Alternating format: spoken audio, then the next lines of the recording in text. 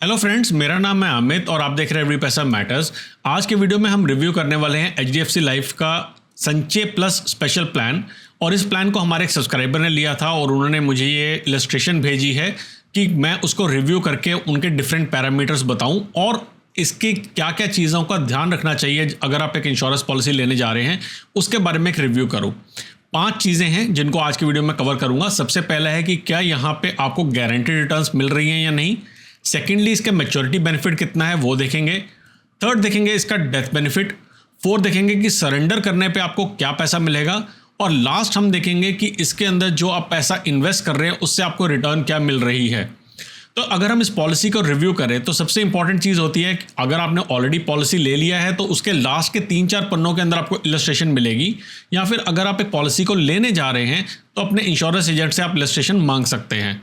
तो यहाँ पे हम डिटेल्स में अगर देखें तो लिखा हुआ है नेम ऑफ प्रोडक्ट, जो कि लिखा है एचडीएफसी लाइफ संचय प्लस स्पेशल प्लान। टैगलाइन लिखी हुई है non participating non linked savings insurance plan. और ये टैगलाइन बहुत इंपॉर्टेंट है, आपको सबसे पहले देखनी चाहिए, क्योंकि इस टैगलाइन से ही हमें पता लगता है कि क्या आपको गारंटेड रिटर्न्स मिलने वाले हैं या नहीं। कैसे, चलिए आपको बताता हूं। तो हमारा पहला पॉइंट था कि क्या आपको इससे रिटर्न्स मिलने वाले हैं वो गारंटेड या नहीं, और इस लाइन को देखते ही मैं बता सकता हूं कि गारंटेड रिटर्न मिलने वाले हैं। नॉन पार्टिसिपेटिंग का बेसिकली मतलब है कि आपके जो भी रिटर्न है वो बोनस लिंक नहीं है। कंपनी कोई भी बोनस डिक्लेयर करे, आपका उसमें कोई हिस्सेदारी नहीं रहेगी, और इस कारण से आपके जो रिटर्न्स है वो बोनस से लिंक्ड नहीं होंगे, या फिर हम बोलेंगे पार्टिसिपेटिंग नहीं होंगे। दूसरी चीज़ इसमें लिखी हुई है नॉन लिंक्ड। नॉन लिंक का मतलब है कि आपका जो प्लान है ये मार्केट लिंक प्लान नहीं है, यूलिप प्लान नहीं है। और अगर आपका प्लान मार्केट लिंक नहीं है तो आपने जो पैसा इस प्लान में डाला है वो मार्केट में इन्वेस्ट नहीं होगा। यानी कि अगर नॉन पार्टिसिपेटिंग नॉन लिंक लिखा आ रहा है तो आपके पास जो भी रिटर्न्स आ रही है वो कंप्लीटली गारंटीड आ रही है, 100% गारंटीड आ रही है। 3 तरीके के इंश्योरेंस प्लान होते हैं जो कि आपको इस तरीके की गारंटीड रिटर्न्स देते हैं। पहला, pure term plan. Pure term plan में तो आपको कोई रिटर्न मिलनी ही नहीं है, तो वो गारंटीड कैटेगरी में आते हैं। या फिर अगर किसी ने रिटर्न ऑफ प्रीमियम प्लान ले रखा है, जो कि हम स्ट्रांगली रिकमेंड करते हैं नहीं, उस केस के अंदर भी रिटर्न्स गारंटीड होती हैं। सेकंड आते हैं एन्युटी प्लान्स। उसके अंदर आप पैसा डालते हैं एक बारी में और आपको पूरी जिंदगी के लिए जो भी अमाउंट मिलता है वो गारंटीड होता है, पहले दिन में आपको मालूम रहता है और वेरी नहीं करता है। लास्ट आते हैं हमारे इंश्योरेंस बेस्ड सेविंग्स प्लान, जैसा कि आप एक प्लान देख रहे हैं, और इस केस के अंदर भी आपको पहले ही पता होगा कि आपको क्या पैसा मिलने वाला है आगे लाइफ के अंदर। अब इस प्लान को अगर हम आगे रिव्यू करते हैं तो जिन साहब ने इस पॉलिसी को लिया था उनकी एज थी 37 ईयर्स, पॉलिसी टर्म था 13 ईयर्स का, प्रीमियम पेमेंट टर्म थी 12 ईयर्स की। पॉलिसी टर्म वो ड्यूरेशन है जब तक कि इंश्योरेंस वैलिड रहेगी। अब देखिए, ये इंश्योरेंस बेस्ड सेविंग प्लान है, तो जो इंश्योरेंस कवर कितने टाइम के लिए वैलिड होगा वो आपको पॉलिसी टर्म से मालूम होगा। और प्रीमियम पेमेंट टर्म वो टर्म है जब तक कि आप प्रीमियम पे करेंगे। प्रीमियम कितना है वो इस केस के अंदर है 1,50,001 रुपीज़ का विदाउट जीएसटी। जब हम रिटर्न निकालेंगे तो हम विद जीएसटी रिटर्न निकालेंगे, तो इसलिए इंपॉर्टेंट है कि हमें अमाउंट कितना पे कर रहे हैं उसके अंदर जीएसटी का कंपोनेंट भी करें, बिकॉज आपको तो पैसा जो देना है वो जीएसटी इंक्लूडिंग ही देना है। अब जीएसटी कितना लगता है? फर्स्ट ईयर में लगता है 4.5% इन प्लान्स के केस में, और 2.25% लगता है सेकेंड ईयर ऑनवर्ड्स। कैसे, चलिए आगे नीचे देखते हैं। तो यहाँ पे लिखा हुआ है हमारे पास कि जो फर्स्ट ईयर का जीएसटी इंक्लूडिंग प्रीमियम जाएगा वो जाएगा 1,56,751, और सेकेंड ईयर ऑनवर्ड जाएगा 1,53,376 रुपीज़ का। अब ये तो हम पैसा दे रहे हैं जो कि हमने 12 साल तक पैसा दिया, हमें मिल क्या रहा है? तो हमें पैसा मिलना है, गारंटेड पे आउट अमाउंट यहाँ पे लिखा हुआ है 2,17,074 रुपीज़। ये वाला अमाउंट मिलेगा। कितने टाइम तक अमाउंट मिलेगा ये डिफाइन होता है इस पर्टिकुलर प्लान से। पॉलिसी ऑप्शन क्या ले रखा है? Long term income. अब अगर हम बात करते हैं एचडीएफसी लाइफ के संचय प्लस प्लान की, तो इसमें 4 डिफरेंट तरीके की ऑप्शन आती हैं, और इन साहब ने ले रखा है long term income plan. Long term income plan कैसे काम करता है, हम चलते हैं ब्रोशर के ऊपर, और ब्रोशर पे अगर आप देखेंगे तो यहाँ पे लिखा है लॉन्ग टर्म इनकम प्लान। यहाँ पे आप शुरू में प्रीमियम पे करते हैं, उसके बाद आपको गारंटीड इनकम आनी स्टार्ट हो जाती है 25 या 30 साल के लिए, डिपेंडिंग अपॉन आपने क्या प्लान ले रखा है। इसके बाद एंड ऑफ पॉलिसी ड्यूरेशन, जब आपको पूरा का पूरा अमाउंट खत्म हो गया या फिर गारंटेड इनकम आनी आपकी बंद हो गई, जो भी आपने ड्यूरेशन ली थी, उसके बाद आपको रिटर्न मिल जाता है सारा का सारा प्रीमियम जो आपने पे किया होता है। ये चीज़ आपको पता कैसे लगती है? अगर हम अपनी ही पॉलिसी के अंदर नेक्स्ट शीट पे जाके देखेंगे तो हमारे पास वहाँ पे क्लियरली डिटेल आएगी कि आप कैसे कैसे पैसा दे रहे हैं और कैसे कैसे आपके पास पैसा आ रहा है। अब और कुछ चीज़ें हैं जो कि देख लेते हैं यहाँ पे, जैसे सम एश्योर्ड लिखा हुआ है, आपके पास कितना रहेगा 18,23,112 रुपीज़, ये आपको मिलेगा मैच्योरिटी के ऊपर। और सम एश्योर्ड ऑन डेथ जो है वो लिखा हुआ है 23,69,857। इंपॉर्टेंट चीज़ है, ये लिखा है at the Inception of the policy, यानी कि पॉलिसी की शुरुआत में ये अमाउंट रहेगा। अब इसको थोड़ा सा डिटेल में समझते हैं। हमने देखा कि ये प्लान आपको गारंटी रिटर्न्स दे रहा है। मैच्योरिटी बेनिफिट हमने समझ लिया किस तरीके से आना चाहिए। डेथ बेनिफिट के बारे में भी कुछ चीज़ें देखी हैं, मगर अब इन चीज़ों को डिटेल में देखते हैं। तो जैसे मैंने कहा कि अगर हम नेक्स्ट पेज पे जाते हैं, यहाँ पे हमें सारी की सारी डिटेल्स नज़र आ जाएंगी। और अगर आप देखेंगे यहाँ पे, क्योंकि ये पॉलिसी टर्म जो था ये 13 ईयर्स था, तो आपके पास जो इंश्योरेंस का कवर है वो 13 ईयर्स तक यहाँ पे अवेलेबल रहेगा। और क्योंकि प्रीमियम पेमेंट टर्म जो है 12 ईयर्स थी, तो आप यहाँ पे देखेंगे कि 1 ईयर से लेके 12 ईयर तक आप प्रीमियम पे कर रहे हैं। अगेन ये अमाउंट कौन सा लिखा है, ये नॉन जीएसटी वाला अमाउंट लिखा है। हमें कौन सा कंसिडर करना है, विद जीएसटी, क्योंकि अगेन पैसा तो आप दे ही रहे हैं ना। तो प्रीमियम पेमेंट टर्म यहाँ पे हमारे पास आ गई। सबसे पहली चीज़ देखते हैं मैच्योरिटी बेनिफिट। आप इसके अंदर जाके देखेंगे तो आपको इस इलस्ट्रेशन में गारंटीड में लिखा हुआ है मैच्योरिटी बेनिफिट कितना मिलना है इस कॉलम के अंदर। क्योंकि ये नॉन लिंक्ड प्लान है, यानी कि नॉन लिंक्ड और नॉन पार्टिसिपेटिंग प्लान है, तो कोई भी आपको लॉयल्टी एडिशन नहीं मिल रहा है, कोई भी और बेनिफिट नहीं मिल रहा है, आपको सिर्फ मैच्योरिटी बेनिफिट मिल रहा है। कितना, 2,17,074 रुपीज़। कब से, जब आपकी पॉलिसी ड्यूरेशन खत्म हुई है उसके बाद से आपको गारंटेड इनकम मिलनी स्टार्ट हो रही है, यानी कि 14th ईयर ऑनवर्ड आपको ये पैसा मिलना स्टार्ट होगा। इन्होंने जो प्लान लिया है इसमें 30 ईयर्स की इन्होंने इनकम ली है, तो 14 ईयर्स पे इनके पास ये इनकम मिलनी स्टार्ट होती है। और ये इनकम कब तक मिलती रहती है, हम जाके देखते हैं कि ये इनकम इनको 43 ईयर्स तक मिलती रहती है, यानी कि 30 साल तक ये इनकम मिलती है। लेकिन 30 साल के एंड में आप देखेंगे 2,17,074 नहीं, इनको ज़्यादा अमाउंट मिला है, क्योंकि यहाँ पे इनको 2,17,074 तो मिला ही है, सामने जो सम एश्योर्ड था वो भी यहाँ पे इनको साथ में मिला है। तो ये हो गया हमारा सेकंड पॉइंट कि मैच्योरिटी बेनिफिट पे कितना पैसा मिलता है। आप यहाँ से देख सकते हैं कि मैच्योरिटी बेनिफिट पे आपको इतना पैसा मिलता है।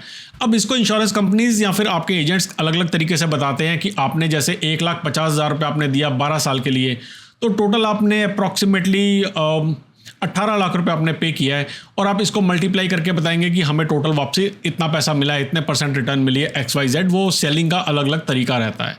लेकिन इस तरीके से आप देख सकते हैं कि क्लियरली आपकी जो इलस्ट्रेशन है यहाँ पे लिखा होगा आपको कितना पैसा मैच्योरिटी पे मिलने वाला है।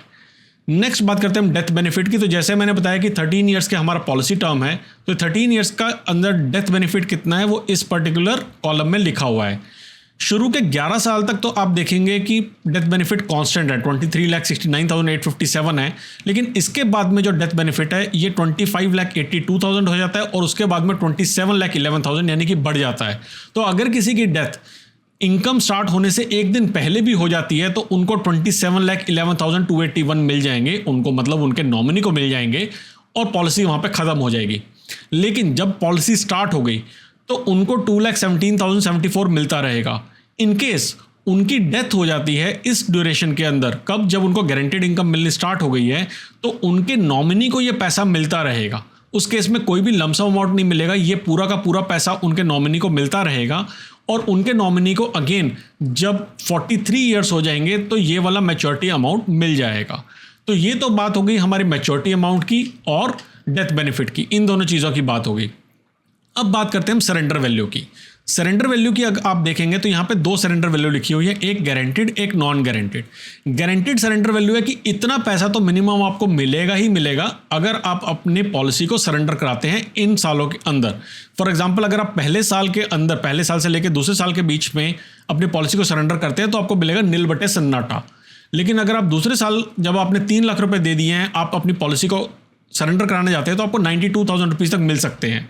और ऐसा मैंने अपने कई सारे वीडियोस में पहले बताया है कि जो शुरू का अमाउंट होता है वो जाता है एजेंट की कमीशन के अंदर, वो जाता है कंपनी आपको इंश्योरेंस जो दे रही होती है या फिर कंपनी के एडमिनिस्ट्रेटिव चार्जेस के अंदर, और उसके बाद ही आपको जो है पैसा मिलना स्टार्ट होता है। और सरेंडर करना कभी भी अच्छी बात नहीं रहती है। मैं कभी रिकमेंड नहीं करता कि अपनी पॉलिसी को सरेंडर करें अनटिल अनलेस आपको पैसों की बहुत ज़्यादा ज़रूरत है, वो भी परमानेंटली।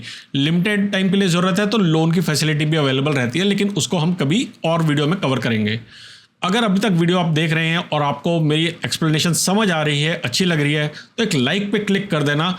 और आप कौन सी इंश्योरेंस पॉलिसी का रिव्यू मुझसे चाहते हैं वो नीचे मुझे कमेंट सेक्शन में ज़रूर बताना, और मैं एक रैंडम यूज़र का पॉलिसी पिक करके उनका रिव्यू करके बताऊंगा कि उनको क्या मैच्योरिटी बेनिफिट मिल रहा है, क्या डेथ बेनिफिट मिल रहा है। तो चलिए, हमने यहाँ पे देख लिया, 4 चीज़ें हमने देख ली हैं। हमने देखा कि क्या हमारे पास गारंटी रिटर्न आ रहे हैं, क्या हमारे पास मैच्योरिटी बेनिफिट है, क्या डेथ बेनिफिट है और क्या सरेंडर वैल्यू है। अब हम बात करते हैं रिटर्न्स की कि एक्चुअली में इनको रिटर्न्स कितनी मिल रही हैं अपनी पॉलिसी के ऊपर।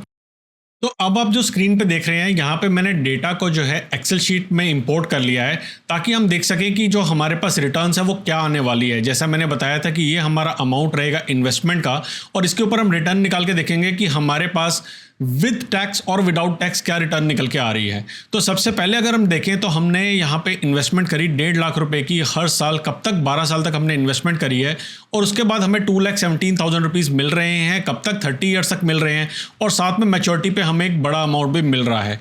जब मैं इसकी रिटर्न निकालता हूँ, मैंने IRR निकाली जो कि इसकी रिटर्न है, तो मेरे पास रिटर्न निकल के आती है 7.12% की, जो कि आई थिंक काफ़ी अच्छी रिटर्न है। अगर आप उस लिहाज से देखेंगे तो काफ़ी अच्छी रिटर्न है क्योंकि इनको आज से 30 साल बाद तक भी जो रिटर्न मिल रही है वो 7.12% की रिटर्न मिल रही है और हमें तो बैंक में पैसा डालने पे वो जो रिटर्न मिलती है वो अराउंड 6.5% की मिल रही है अगर फिक्स डिपॉजिट में डालते हैं। और फिक्स डिपॉजिट में पैसा डालने पे आपको टैक्स भी देना पड़ता है, लेकिन इस केस के अंदर आप देखेंगे आपको टैक्स नहीं देना पड़ता क्योंकि ये 100% टैक्स फ्री इनकम है।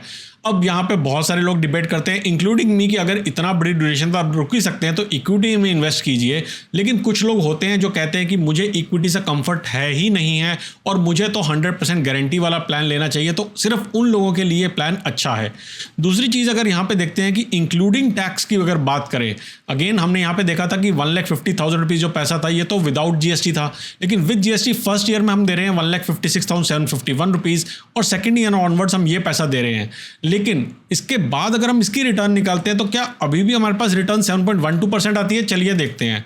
अब इस केस में अगर हम रिटर्न देखते हैं तो हमारी रिटर्न कम होकर हो जाती है 6.99% की, जो कि देखिए हम इसके कंपैरिजन में थोड़ी सी कम है, लेकिन फिक्स डिपॉजिट के मामले में या फिर उसके कंपैरिजन में देखें तो फिर भी ज़्यादा है। तो इस तरीके से आप अपने एनालिसिस कर सकते हैं अपनी किसी इंश्योरेंस पॉलिसी का कि क्या आपके लिए वो एक सही फिट है या नहीं है, या क्या वो रिटर्न आपको दे रही है। और जैसा मैंने कहा, अगर आप मेरे से एनालिसिस करवाना चाहते हैं तो नीचे कमेंट सेक्शन में अपना नाम और जो इंश्योरेंस पॉलिसी आपके पास है उसको लिखना मत भूलिएगा। मैं एक रैंडम यूज़र को सिलेक्ट करके अपनी इंश्योरेंस पॉलिसी भेजने के लिए कहूँगा, जिसको मैं रिव्यू करूँगा लाइव इस पर्टिकुलर चैनल के ऊपर। अगर वीडियो पसंद आया लाइक करना मत भूलिएगा, चैनल को सब्सक्राइब करना मत भूलिएगा। जल्दी मिलेंगे एक और वीडियो के साथ, तब तक के लिए बचाते रहें, कमाते रहें, बिकॉज एवरी पैसा मैटर्स।